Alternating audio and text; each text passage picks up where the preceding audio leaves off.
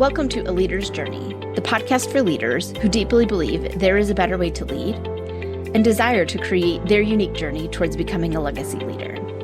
I'm your host, Shannon Hammond. Over the last 20 years as a corporate leader and leadership performance coach, I've learned that many leaders believe there is a predefined path they have to follow and struggle leaning into their unique gifts that will create lasting impact and fulfillment.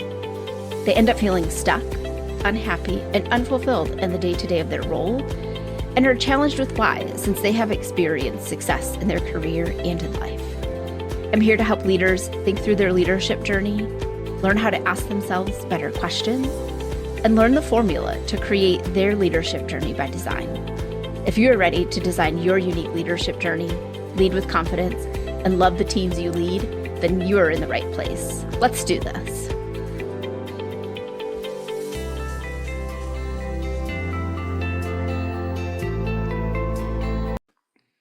Hello, my friends and fellow leaders. I'm glad to have you back here with me this week on the podcast. And if this is your first time tuning in, welcome. I'm so happy that you are here.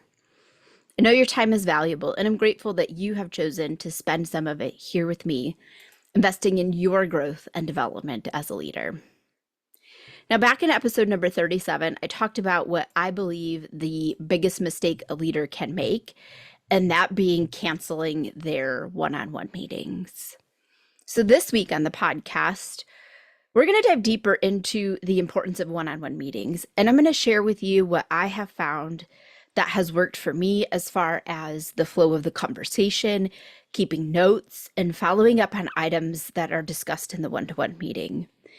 Now, this is a topic that I am really passionate about, and there are lots of different legs, if you will, of a one-on-one that we can go into. So for this episode, I'm really going to focus on just these three things and really talking about the importance of one-on-ones, and maybe in some future episodes, we'll dive deeper into it. So if you are a leader who is doing one-to-one meetings, reach out and let me know, what questions do you have? What challenges are you currently facing? And that will help me in putting together some content that is going to be relevant for you. Because I do firmly believe that one-to-one meetings, they are the most critical and important responsibility of a leader. It's the one meeting that you need to master because it's all about your team member and the future of that team member, your team, and your organization. It's focused time with your team to discuss what is most important to them, how they are really doing and feeling, their personal growth, and their development. One-on-one meetings help you strengthen your relationship with your team members, and it will keep them more motivated and engaged in their role. One-on-one meetings are typically less formal than a standard business meeting because it's just you and your team member. It's important to have them scheduled at a regular cadence and on your calendar and your team members' calendar so they don't get missed. Because what's on your calendar gets done and what's not on your calendar doesn't get done. Now, a standard one-to-one meeting, it can be anywhere between 30 and 60 minutes. You need to choose the length that works best for you, your team, and your organization.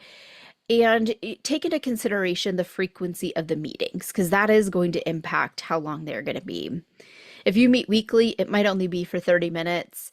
If you meet bi-weekly, you may want to extend that to 45 or 60 minutes. If you only meet with your team and do one-on-ones once a month, I don't recommend that frequency. But if you only choose to do them once a month, I would definitely keep that at the longer end, 60, maybe even 75 minutes. You have to get a feel for what that looks like for you. For me, I like to schedule mine for 45 minutes. I do them on a bi-weekly cadence, and that it helps us to really stay focused in the conversation. It helps me in managing my calendar as well, because I always have a buffer for either a break afterwards to just step away and reset myself, or if that meeting runs a couple minutes long, because I won't stop my one-on-ones. If we're going to go over just a couple minutes, I'm not going to stop it. And that gives me that buffer to do that. So then I'm not late for my next meeting on my calendar. It's worked very well for my team. They like the 45-minute time frame. Again, sometimes we do run a little bit over, but it's not often. And when it is, it's usually a really good conversation that we're having, and it's not one that should really be stopped at that point in time. So here's what I have found that has worked well for me in my one-on-one conversations. Now, my biggest piece of guidance, though, is remain flexible. Ensure that you cover the most important or critical items first, and give yourself the flexibility to pivot in that conversation. Your team members are human. There are things that are going to come up that they may want to talk to you about. So if that derails your plan for that one-to-one meeting, allow it. It's their time. I never leave anything that is highly critical, though, for a one-to-one meeting. I address it immediately with my team member when it comes up. And that's a big piece of what gives me flexibility in my one-on-ones, because I usually don't have anything on the agenda that is absolutely critical that we have to talk about right then and there, because those items I address when they come up. So today I have 3 areas that we are going to review. Like I said at the beginning, we're going to talk about the flow of the conversation, how I keep notes and what that looks like, and follow up on action items that are discussed for both myself and my team member, because if there is action items that is coming out of the one-on-one, it's not just going to be me that has them. It's a partnership between the two of us, and we're both going to walk away with some action items. So let's dive into that, and let's start first with the flow of the conversation. I like to start my one-on-one meetings with what my team member has for me and what they want to talk about. It is their one-on-one. I like to ask them what's on their mind, what's going on recently, or just whatever it is that they want to talk about. It's their one-on-one, so you want to make sure that there is time to discuss what is most important for them. And I have found that doing that first always makes sure that there's time for that. Now, I do usually have on my agenda 1 to 3 items that I have for them. Typically, this is going to be things like reviewing their goal, going over any metrics or key performance indicators that's specific to their role that we need to talk about. It will usually be some feedback on their performance. I do try to always highlight at least one thing I've seen them do well, so that way they're getting that consistent positive reinforcement. However, I don't try to hijack the agenda with a whole bunch of things, because again, it's their meeting and I want the bulk of the time to be spent on their items. So I start with that. I usually allot of the 45 minutes that we have together, I usually allot 20 minutes to be for them. I usually allow about 10 to 15 minutes to be for me. And then I like to spend the last 5 or less minutes just reviewing any action items that we have, right? I do also like to end my one-on-ones, and one of the things that I always ask for them or ask of them is what I can do to best support them in the coming weeks, or one thing that's heavy on their mind for the upcoming weeks that they may believe will either trip them up, or it's just weighing on them, or they're thinking about maybe excessively or overthinking about. That's a way for me to be able to get feedback. It's a way for me to know what they're going to need from me over the course of the next couple weeks before we meet again. Now, that's not to say that we don't have conversations in between our one-on-ones, because the one-on-one is not the only time I'm connecting with my employees. But I do want to know what's most important for them over the course of the next couple weeks. And sometimes you might find that that's their vacation. Maybe they're out the next week, and the most important thing for them is to be able to leave for vacation with a clear head and have time to come back and get settled back in, right? Good for them. We all want that for them. But that knows, and that tells me that I really need to make sure that in our work schedule that I've allotted room for them, or that they've allotted room for themselves to touch base and follow up on all their action items, that they have connected with their backup to make sure that their backup has everything that they need. And maybe we'll look at giving them some admin time when they return to get caught up. But it's good to know, and it's good to know, right, what is most important to them over the next couple weeks. I do make a note of that, and I'll get to that in some of the other items, but I do make a note of it in my one-on-one notes because I'm probably going to lead with that, or that's going to be one of my 1 to 3 things in our next check-in was, how did this go? What came up? How supported did you feel over the course of the last couple weeks in this particular area? Now, at the end, like I said, I do like to do a review of the action items. That's a way for us to be accountable to each other, to check in with each other, to see what are we both going to need to be able to support getting our action items done. If there's a big item that they have, they may need some dedicated time blocked out on their calendar to make sure that they work on it. But reviewing those action items, again, it helps hold us accountable, and we both then know these are the things that we need to complete by this particular deadline and bring updates or a resolution to our next meeting.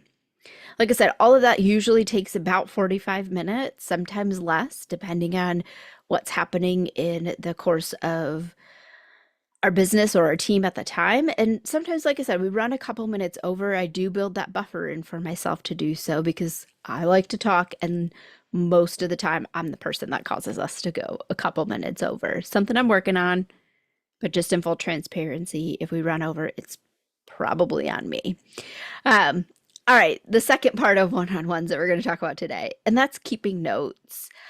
It is critical for you as a leader to keep notes from your one-on-one. You have probably 8 direct reports. Your brain is not going to hold the conversations that you had with all 8 of them at whatever frequency it is that you have your one-on-ones. Maybe you have more, maybe you have less. Either direction, you're not going to remember all of that over the course of the year. So making sure that you have a good note-taking system set up and that you're consistently taking notes is key. There are going to be things that you're going to need to follow up on, that your team member is going to need to follow up on. They may be sharing some wins or things that they did really well that you want to incorporate into their performance review. And writing that down from your one-on-one conversation is going to then allow you to transfer that over to your notes for their performance review, so you have it and you don't forget what it is that they shared with you, right? Because again, you're not going to remember everything for every one of your direct reports. For me, I love OneNote. It is where I keep all of my notes pertaining to my team members, whether that's performance review notes, one-on-one notes, just miscellaneous things that I want to make sure I write down so I don't forget them. I use it for everything, but that's a whole other conversation because I do put everything in a OneNote personally and professionally because I do love it that much. It's a great way just for me to be organized. In my OneNote, I have a template that is set up specifically for my one-on-one meetings, and it has the sections for each of the areas that I discussed above as part of our conversation flow. So I have a section that's outlined for what are the items that my team member brought to me in the one-on-one. What are the items that I shared back with them? I have a section for a check-in on their annual goal that year. What progress did they make? What are they committed to working on for the next week? What support do they need from me? And where are they at in their overall progress of the goal for the year? And then I do have a section in there of what support they need from me over the next couple weeks. And then I have a section for our follow-up items. This helps ensure that we stay on track in our conversation It helps me to be able to take notes so I know, well, yes, we talked about these items in this particular one-on-one. Who initiated the conversation, right? Was this an action item or a follow-up item that I had? Was this something that they needed support in over the next couple weeks? Where did it fall in the flow of the conversation? Because again, I am not relying on my memory to house the details of every one-on-one conversation that I have. It's not going to happen. So I make sure that I get it all down in my OneNote. It also allows me to see then when I've had one-on-ones for each of my team members for the entire year. I can reference back to prior conversations. So if something comes up and something sparks my memory to say, gee, I think we talked about this before. I can go back in my notes and say, okay, here's what we talked about before. Here's what I had in my notes. Does this resonate with you? Do you recall this conversation? Is this still accurate for where we're at right now? Or do we need to change our thoughts on this? Or is you have a different path forward maybe? And it allows me to make note too then on anything that I want to be able to follow up on then in future conversations, right? This could be action items, it could be important events, right? If as I'm preparing for each one-on-one, I go back and I review the prior one-on-one notes. And so if they shared that maybe it's their anniversary with their spouse coming up, or maybe one of their children is having their own child and they're going to be a grandparent for maybe the first time or second or third, whatever it happens to be. It could be anything, right? Just it could be a festival in their local area that they are really excited about. I can use that and make sure that I can remember to touch base with them about it and really personalize that conversation. So being able to see all the conversations that we've had throughout the course of the year, having the notes to reference back to really does make for more authentic one-on-ones. It makes for meaningful conversations, and it makes sure that, again, we're talking about the things that truly are most important for them. And I'm not trying to rely on my memory to do that. All right, the last thing about one-on-ones that we're going to talk about this week is the follow-up on the items that we discussed. In any conversation that you have, following up is super important. It is critical. Follow-up can make or break the relationship and the trust that's built between those individuals. And this is especially true in one-to-one meetings, because in those conversations, you are discussing the most important items for your team member. It's their dedicated time with you. They're going to bring up the things that they really want you to know about, whether it's business or personal. So making sure that you are following up on those items in your one-on-ones, it's probably the most important thing that you do. And like I said, in my template, I have a dedicated section for those follow-up items. And in this section, what I do is I document the action items for both myself and my team member. I put who is responsible for completing them, what the action item is, and the deadline that we committed to getting them done. I actually use the checkbox feature that's within OneNote so I can check mark it because I do like to check things off, but that's a whole other conversation. I like to be able to check it off. And then I can then go and look at future one-to-ones and take what I've put down as follow-up and use that as my touch points in the next conversation. If it's something that I committed to doing immediately after then my one-on-one, I will go and add that either to my task list and or my calendar, depending on what that action item is. So that way I don't forget about it and I can make sure that I meet the commitment that I had to my team member. And for items that my team member committed to, again, I immediately add those to my notes template for our next team meeting, or I might add a task for me to check in with them between now and our next meeting. So if they, for example, have a presentation that they're working on and it's due by a certain time frame and we're not going to meet again for 2 weeks, I might put a note for myself for the next week to say, hey, just check in and see how's your progress going? How are you feeling about what you've put together so far? Have you made the progress that you wanted? And if not, what can I do to help support you in making that progress happen? This really allows, again, to keep me on track, and it prevents me from forgetting all the follow up that we committed to in that conversation. That few minutes after my one on one to go through and fill in my notes, add my follow up items to wherever I need to, really does make a big difference for me. Because when you have a number of direct reports, you might walk away with a lot of follow up items. And I know for myself, if I don't do it right away, I'm going to get distracted and it's not going to get done. And then I'm eroding at that trust that I have built within my team member or between me and my team member. And that's the last thing that I want as a leader.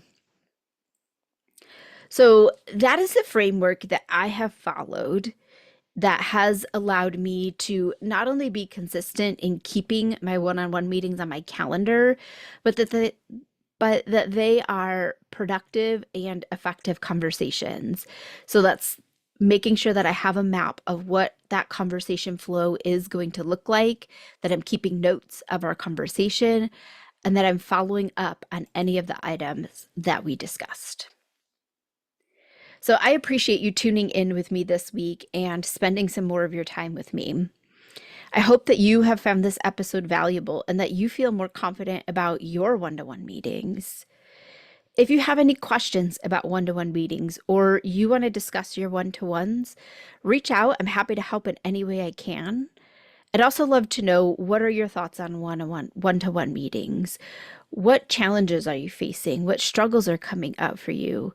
What are you doing that's working really well? Are there different areas of one-to-ones that you would like to continue to grow in? So share your thoughts and ideas, because I'm happy to continue to have more episodes about one-to-one meetings, because I do really think that they are the most important and most critical aspect of a leader. And I want to make sure that you are set up for success and that you feel you're most confident heading into and after you have those conversations. Until next time, my fellow leaders, lead with confidence and show up every day as the leader you are striving to be.